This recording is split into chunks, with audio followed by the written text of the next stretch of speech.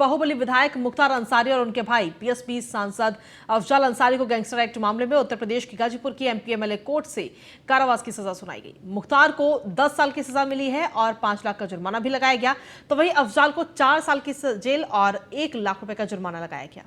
BJP विधायक कृष्णानंद राय की हत्या के मामले में दर्ज केस के आधार पर अफजाल अंसारी के खिलाफ गैंगस्टर का केस दर्ज हुआ था, तो वहीं मुख्तार अंसारी के खिलाफ बीजेपी विधायक कृष्णानंद राय और नंदकिशोर गुप्ता रुंगटा की हत्या के मामले में गैंगस्टर का मुकदमा दर्ज हुआ था। अफजाल अंसारी को कोर्ट ने 4 साल की जेल की सजा सुनाई। अब उनकी लोकसभा सदस्यता भी जाना तय है।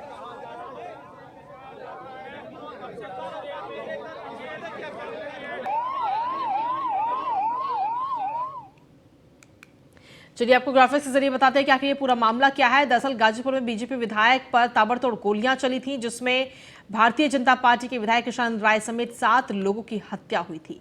हत्या की वारदात 29 नवंबर साल 2005 की है। बीजेपी विधायक कृष्णानंद राय के काफिले पर 400 राउंड फायरिंग हुई थी और इस खौफनाक वारदात से पूरा गाजीपुर थर्रा उठा था। इस वारदात में AK-47 का इस्तेमाल किया गया था। 22 नवंबर 2007 को इस मामले में मुकदमा दर्ज किया गया था, जिसमें मुख्तार अंसारी और उनके भाई अफजाल और उनके बहनोई पर केस दर्ज किया गया था। तीनों पर गैंगस्टर एक्ट के तहत मुकदमा भी दर्ज किया गया था। और अब गाजीपुर की एमपीएमएलए कोर्ट ने बीते 1 अप्रैल को बहस पूरी हुई थी। कोर्ट ने 15 अप्रैल का दिन फैसले के लिए मुकर्रर किया था, पर उस दिन ये फैसला नहीं आ पाया, जिसके बाद में कोर्ट ने फैसला सुनाने के लिए 29 तारीख दी थी, जो कि आज इस पूरे मामले में ये बड़ा फैसला सुनाया गया।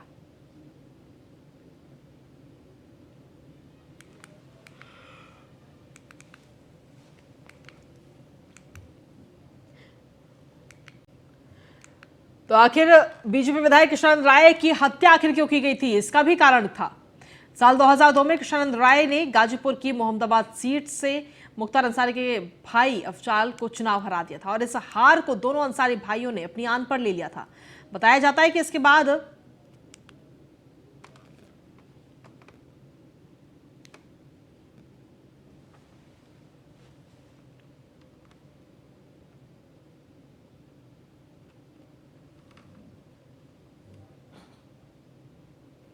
वहीं कृष्णानंद राय मामले में मुख्तार अंसारी को 10 साल की सजा हुई, जिसे लेकर कृष्णानंद राय के बेटे पीयूष राय और भतीजे आनंद राय ने क्या कुछ कहा है, आपको सुनवाते हैं। कोर्ट को अपनी तरफ से और पूरे परिवार की तरफ से तहे दिल से धन्यवाद देता हूं। साथ ही प्रदेश के मुखिया महाराज जी को भी तहे दिल से धन्यवाद देता हूं कि उन्होंने अपने जीरो टॉलरेंस की नीति पर आज उत्तर प्रदेश को भयमुक्त बनाया है। पिछले सरकारों में ये गुंडे माफिया आतताई के रूप में काम करते थे और इनका केवल पैसा था लोगों से धनुगाही करना। आज यही गुंडे माफियों का सफाया हो रहा है, या तो ये गुंडे माफिया जेल में है या आसमान में है। मैं एक बार पुनः कोर्ट को और महाराज जी को धन्यवाद देता हूँ। जो शिखा उस समय हमारे पिताजी की काटी गई थी अपराधियों द्वारा, जो मौके पे मौजूद थे, आज उस शिखा का मान बढ़ाते हुए जो हमारे जैसे हर नवयुवक ने अपने सर पे रखा है, आज उसका शिखा का मान यहाँ के न्यायपालिका ने बढ़ाया है। और मैं पूजनीय महाराज योगी आदित्यनाथ जी का दिल की गहराइयों से आभार व्यक्त करता हूँ कि जो आशीर्वाद उन्होंने मेरे पे और मेरे माता जी पे बना रखा है, उसके लिए मैं उनका आभार व्यक्त करता हूँ कि आज उन्हीं के मनोबल और उन्हीं की दृढ़ इच्छा शक्ति है कि आज इन अपराधियों का खात्मा इस प्रदेश से हो रहा है। तो यही कि मुख्तार अंसारी को माननीय न्यायालय द्वारा जो है 10 वर्ष की कारावास और 5 लाख रुपया अर्थदंड से दंडित किया गया है। और माननीय न्यायाधीश महोदय द्वारा माननीय सांसद अफजाल अंसारी साहब को 4 वर्ष का कारावास और 1 लाख रुपया अर्थदंड से दंडित किया गया है। न्यायपालिका पर पूरा भरोसा है और न्यायपालिका का हम लोग सम्मान करते हैं। न्यायपालिका से हमें पूरी उम्मीद है कि हम लोग माननीय उच्च न्यायालय इलाहाबाद में अपील फाइल करेंगे और इसमें हमें पूरी उम्मीद है कि न्यायपालिका से माननीय उच्च न्यायालय से हम निवेदन करेंगे कि इस फैसले पर रोक लगाई जाए। तो वहीं चलिए खबरों में आगे बढ़ेंगे। सुल्तानपुर में डिप्टी सीएम ब्रजेश पाठक ने बीजेपी नगर पालिका प्रत्याशी के समर्थन में जनसभा को संबोधित किया और इस दौरान उन्होंने कहा कि कमल पर वोट अपराध पर चोट है। वहीं गाजीपुर में गैंगस्टर मामले में मुख्तार अंसारी को 10 साल की सजा पर उन्होंने कहा कि हम सभी अदालतों में ठीक से पैरवी कर रहे हैं और यूपी में कानून के राज को मिटने नहीं देंगे।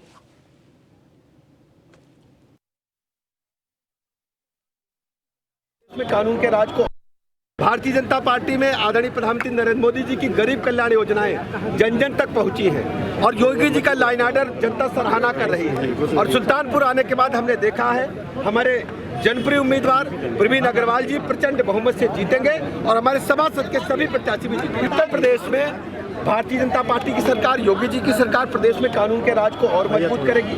हम सभी अदालतों में ठीक से पैरवी कर रहे हैं और उत्तर प्रदेश में हर स्थिति में हम कानून के राज को मेंटेन करेंगे। अदालत के फैसला का हम स्वागत करते हैं, अदालत के फैसले का हम स्वागत करते हैं, सम्मान करते हैं। हमारे अभियोजन के वकील लगातार लगे हुए हैं और अपराधियों में आज कानून का। वहीं सीएम योगी आदित्यनाथ नगर निकाय चुनाव को लेकर अब रण में उतरे हुए हैं और इसी क्रम में सीएम योगी गोरखपुर, देवरिया, महाराजगंज और वाराणसी में बीजेपी प्रत्याशियों के समर्थन में आयोजित जनसभाओं को उन्होंने संबोधित किया। सीएम योगी आदित्यनाथ ने अपनी सरकार की तमाम उपलब्धियों को गिनाया। सीएम योगी ने कहा कि नगर में ट्रिपल इंजन की सरकार की आवश्यकता है। चुनाव एक उत्सव होना चाहिए, लोकतंत्र का उत्सव है। कितनी बड़ी बात है, लोकतंत्र ने सबको एक समानता का अधिकार दे दिया।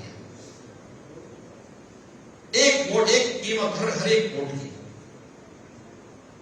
और एक ही पोलिंग बूथ पर जाना है।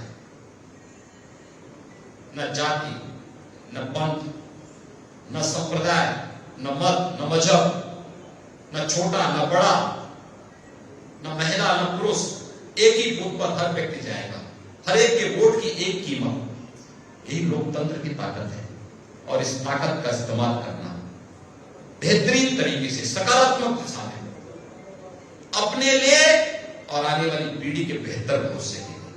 और इसी दृष्टि से मेरी आप सबसे 4 मई की तैयारी अभी से और 4 मई को तब उत्सव के साथ इस कार्यक्रम को आयोजित करना है। धूम धड़ाके के साथ चुनाव हो, उत्सव लगना चाहिए, लोकतंत्र का उत्सव है। हम अपनी तीसरी सरकार भी गठित करेंगे और पूरे फुल मेजोरिटी के वोट के साथ गठित करेंगे। जल जमाव के कारण एक बार जवाहर पशुधन के गोदाम में ही पानी भर गया था। इनका 500 बोरा दाल खराब हो गया था। 500 बोरा दाल खराब हुआ था इनका। और 500 बोरा दाल खराब होने के बाद मैं सोचता था इस व्यक्ति को कष्ट होगा, तो मैंने इनसे पूछा, मैंने कहा आपका बड़ा नुकसान हुआ है। उन्होंने कहा नुकसान तो हुआ है। बाद में पता लगा कि उसी को दूसरी दाल में बेच करके इसने सब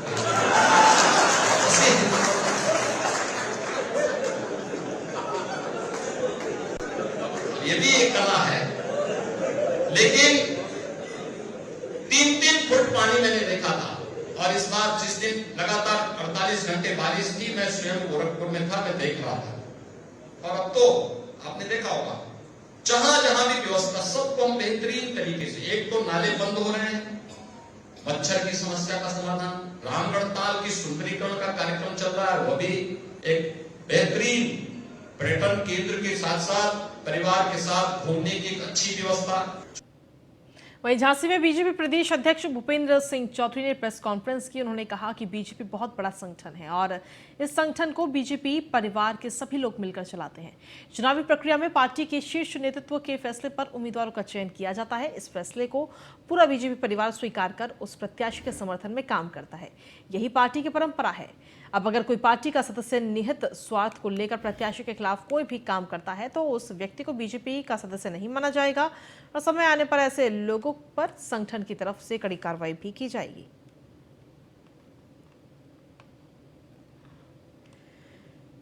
भारतीय जनता पार्टी अपने सिंबल से प्रत्याशी घोषित करके हम लोग चुनाव लड़ रहे हैं। उत्तर प्रदेश में 17 नगर निगम है, 199 नगर पालिकाएँ हैं और 544 नगर पंचायत, लगभग 14,000 वार्ड है। हम लोगों ने सभी नगर पालिका, सभी नगर पंचायत और नगर निगमों में अपने प्रत्याशी घोषित किए और वार्डों में भी लगभग 95% हमने अपने प्रत्याशी सिंबल देकर उन्हें चुनाव मैदान में उतारा। झांसी कमिश्नरी की नगर पालिका, नगर पंचायत और नगर निगम के सभी व्यवस्था से जुड़े कार्यकर्ताओं के साथ बैठक की है और जो काम हम लोगों को चुनाव तक करने हैं उन चुनाव की चर्चा हम लोगों ने की है। डिप्टी सीएम केशव प्रसाद मौर्य कौशाम्बी के दौरे पर रहे, जहां कार्यकर्ताओं ने उनका जोरदार स्वागत किया। डिप्टी सीएम ने यहां निकाय चुनाव को लेकर जनसभा को भी संबोधित किया और बीजेपी के नगर पालिका एवं नगर पंचायत के प्रत्याशियों के पक्ष में माहौल बनाया। कार्यक्रम में मौजूद प्रभारी मंत्री सुरेश राही और तीनों पूर्व विधायक भी वहां मौजूद रहे और डिप्टी सीएम का स्वागत किया। नगर पालिका और सभी नगर पंचायतों में और सर्वाधिक पार्षदों के साथ भारतीय जनता पार्टी जीत ही रही है, लेकिन हम प्रदेश के नगर निकाय चुनाव में, उत्तर प्रदेश के नगर निकाय चुनाव में भाजपा का प्रदर्शन सदैव बहुत अच्छा रहा है, लेकिन इस बार सबसे बेहतर रहने वाला है। जनता ने यह जान लिया है, मान लिया है कि सपा मतलब गुंडागर्दी, भ्रष्टाचार, बसपा और कांग्रेस का कहीं यहाँ अता पता नहीं है। इसलिए भाजपा का मतलब विकास, बाकी दलों का साथ माने बर्बादी। इसलिए लोगों ने भाजपा को चुनने का काम किया है। मैं इसके लिए जनता से अपील भी कर रहा हूं और कार्यकर्ताओं का आह्वान भी। यूपी कांग्रेस के प्रदेश अध्यक्ष ब्रजलाल खाबरी गोरखपुर पहुंचे, जहां बड़हलगंज में कांग्रेस प्रत्याशी के पक्ष में जनता से वोट करने की अपील की। आपको बता दें कि ब्रजलाल खाबरी आज गोरखपुर वाया रोड पहुंचे। दोहरी घाट से बड़हलगंज कस्बे में आने के लिए उनको 1.5 घंटे का समय लगा। इसे लेकर ब्रजलाल खाबरी ने आरोप लगाया कि प्रदेश सरकार के इशारे पर स्थानीय प्रशासन ने जाम लगाया था, जिसके कारण हम जनता के बीच में देरी से पहुंचे।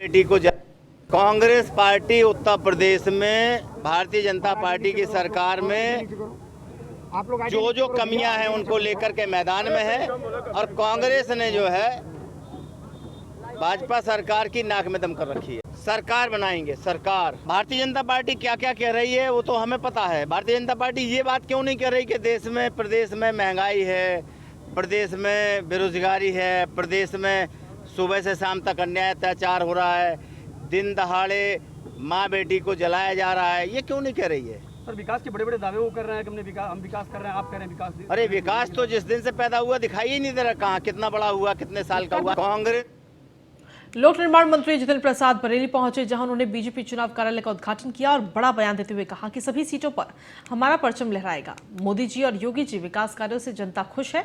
हमारी ऐतिहासिक जीत होने जा रही है, जो किसी ने नहीं किया, हमारी सरकारों ने कर दिखाया।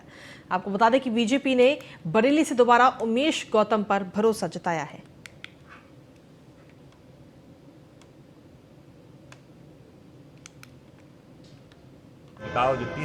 भारतीय जनता पार्टी की ऐतिहासिक विजय होने वाली, रिकॉर्ड बनेगा, कभी नहीं हुआ, वो अब होगा मोदी जी और योगी जी के कार्यकाल में।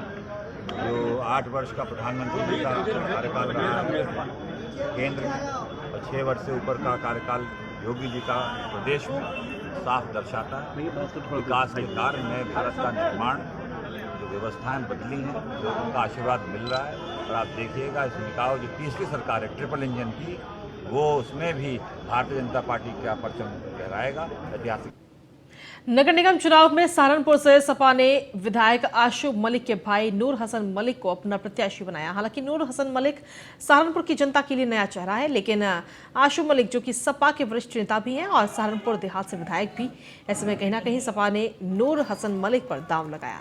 न्यूज इंडिया से बात करते हुए सपा विधायक आशु मलिक ने कहा कि सहारनपुर में निकाय चुनाव एक तरफा है, ये नगर निगम का चुनाव है जो कि स्थानीय होता है। हम सहारनपुर का चुनाव स्थानीय मुद्दों पर लड़ रहे हैं। सहारनपुर में चुनाव एक तरफा है। हम सहारनपुर में सहारनपुर के जो स्थानीय मुद्दे, स्थानीय निकाय का चुनाव है, स्थानीय मुद्दों पर लड़ रहे हैं। जो रोज़मर्रा की यहाँ नागरिकों के जीवन में समस्याएं हैं, जिनका उनको रोज़ सामना करना पड़ता है, उन समस्याओं पर कोई बात ही नहीं करता है। बात करते हैं राष्ट्रीय और अंतर्राष्ट्रीय मुद्दों की। यहाँ पर सबसे मुख्य समस्या है कि जो नगर निगम का सीमा विस्तार हुआ था, उस सीमा विस्तार के अंतर्गत जो 32 गांव और आउटर की कॉलोनियों को शामिल किया गया था, उनको कोई भी नगर निगम के द्वारा शहरी सुविधा आज तक उपलब्ध नहीं कराई गई। संभल के चंदौसी में नगरपालिका चुनाव में कार्यकर्ताओं में ऊर्जा भरने के लिए बीजेपी के सांसद राजेंद्र अग्रवाल पहुंची, जहां पर उन्होंने प्रेस वार्ता में मुस्लिमों को लेकर बड़ा बयान दिया। उन्होंने कहा कि भारत के मुस्लिम पूरी तरह हिंदू हैं, सिर्फ पूजा पद्धति बदल जाने से हिंदू मुस्लिम नहीं बन जाएंगे। उन्होंने कहा कि भारतीय मुस्लिम अगर हिंदू धर्म में वापसी करना चाहें तो हम पूर्ण रूप से स्वागत करते हैं। वहीं उन्होंने विपक्ष पर निशाना साधा और कहा कि विपक्ष के पास कोई मुद्दा ही नहीं है, इसलिए विपक्ष बौखला रहा है।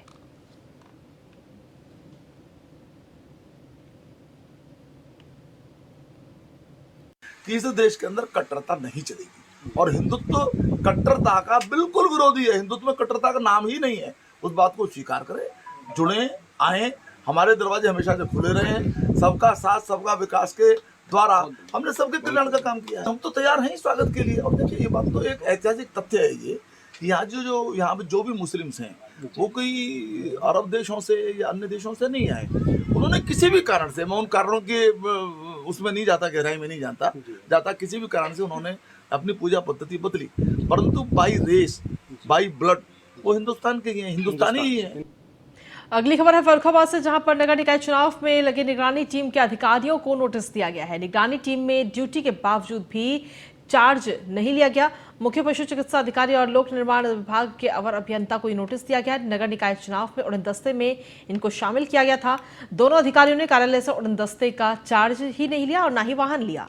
सिटी मजिस्ट्रेट दीपाली भार्गव ने 24 घंटे के अंदर ड्यूटी ग्रहण करने के आदेश दिए हैं।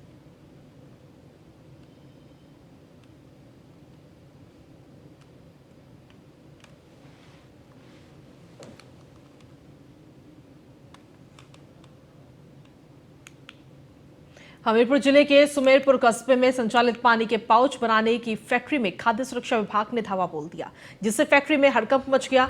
बढ़ती गर्मी के चलते पानी के पाउच की खपत दरअसल बढ़ जाती है, जिससे लोग कम पैसों में अपनी प्यास बुझा लेते हैं। छापे के दौरान दोनों फैक्ट्री चलती हुई स्थिति में पाई गई। यहाँ पर पानी फिल्टर करके मशीन के माध्यम से पाउच बनाने का काम किया जा रहा था। टीम ने फैक्ट्री कर्मियों से BIS और रजिस्ट्रेशन मांगा तो कोई भी रजिस्ट्रेशन नहीं दिखा पाया, जिससे दोनों फैक्ट्री के पाउच के नमूने लेकर अग्रिम कार्रवाई करते हुए दोनों फैक्ट्री को सीज कर दिया गया। जिले में चल रही अन्य अवैध पानी पाउच फैक्ट्री पर भी कार्रवाई की जाएगी।